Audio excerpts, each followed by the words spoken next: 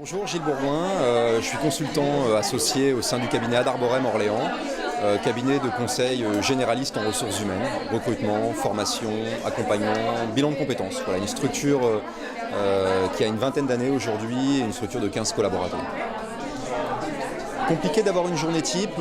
Ce qui est important chez nous, c'est qu'on a des consultants qui sont des polyvalents.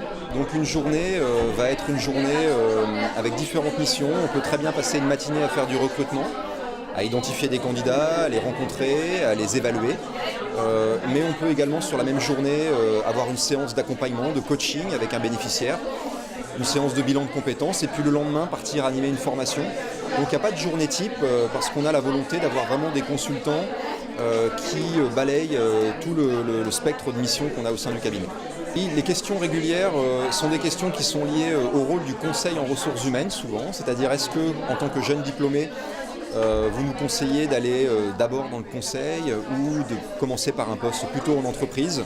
Voilà, ce sont des questions qui sont revenues assez régulièrement et puis pas mal de points aussi sur mon parcours parce que les étudiants ont peut-être du mal à identifier les étapes pour arriver sur un parcours en conseil en ressources humaines, même s'il n'y a pas de voie royale, il n'y a pas de parcours type, mais pas mal de questions sur comment on arrive sur ce type de poste et à quoi ça ressemble vraiment au quotidien.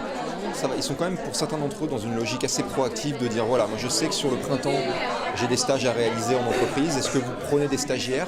Et oui, certains sont assez proactifs et ont le réflexe de vous donner leur CV, de bons réflexes. Et puis ensuite j'ai été débauché.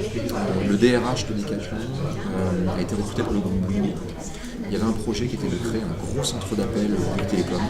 Et moi j'ai été chargé du volet RH, c'est-à-dire recruter des téléconseillers.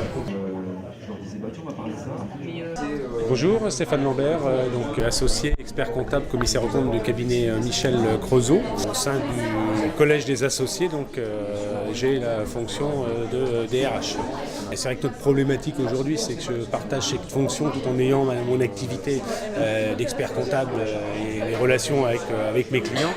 Au quotidien, c'est plutôt les recrutements, donc dans le recrutement, les négociations sur les rémunérations et les organisations du travail, les problématiques qu'on peut avoir avec certains salariés obligés de gérer les quelques ruptures qu'il peut y avoir, et ça prend forcément aussi du temps, et puis après tout ce qui tourne autour de l'administration, de la paye, et puis des compléments de rémunération qu'on met en place, puisqu'on a un intéressement, une participation et un abondement qui représente à l'année 2,25 mois de salaire net au niveau de nos collaborateurs.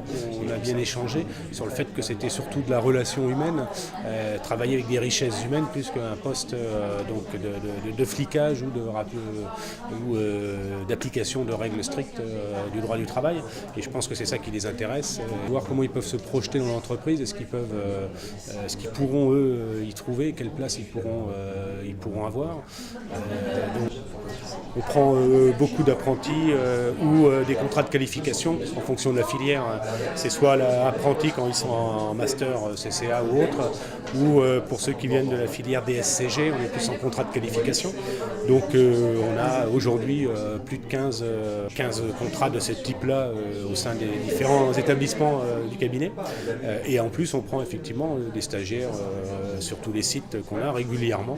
L'alternance est vraiment un atout complémentaire pour les jeunes aujourd'hui, que l'intérêt de partager des études et puis à la faculté et puis d'être en même temps intégré déjà dans l'entreprise, ça permet quand même une expérience et puis de vivre au quotidien ce qu'on peut apprendre à l'école. Et donc ça donne déjà une première expérience et je pense que c'est un très bon échange et il faut développer encore plus cette formation-là dans les universités.